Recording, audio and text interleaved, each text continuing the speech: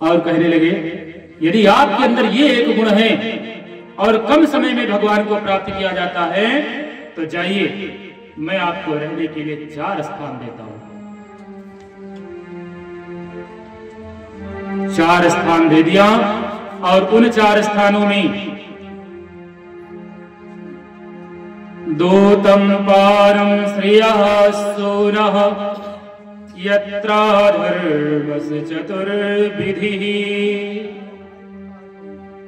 हे कली,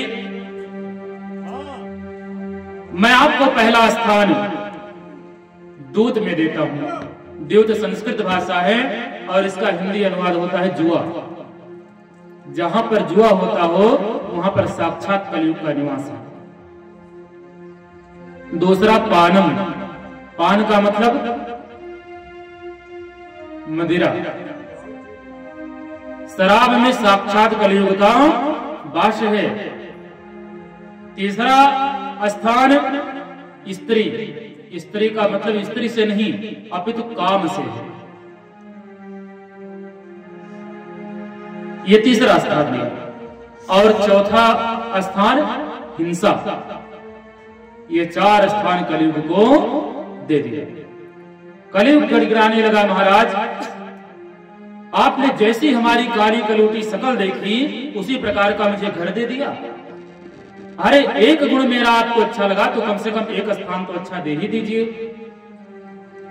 अब महाराज परीक्षित ने कहा, ठीक है, यदि आप ड्राइंग रूम बनाने के लिए एक स्थान मांग रहे हैं तो जाइए, मैं आपको वो स्थान स्वर्ण दे रहा हूं, सोना। महाराज परीक्षित ने सोने में कलयुग को स्थान दे दिया। भागवत कहती है कि सोना में कलयुग का निवास है और गीता में भगवान ने स्वयं कहा है कि धातु नाम अहम कांचनम। यदि मेरी गणना धातु में की जाए तो मैं स्वर्ण हूं।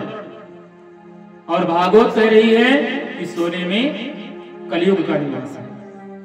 2 बात। लेकिन इसमें विचारणीय बात यह है कि अन्यायोपार्जितम वित्तम, जो अन्याय के द्वारा कमाया गया धन है, अन्याय के द्वारा कमाया गया जो स्वर्ण है, उसमें कलयुग का निवास है। और कोई वस्तु आप कमा करके स्वयं अपनी मेहनत से लाए, ला करके भगवान के सामने अर्पण कर दीजिए और उसको प्रसाद समझ करके धारण कर लीजिए, कोई दोष नहीं, उसमें भगवान का श्वास है।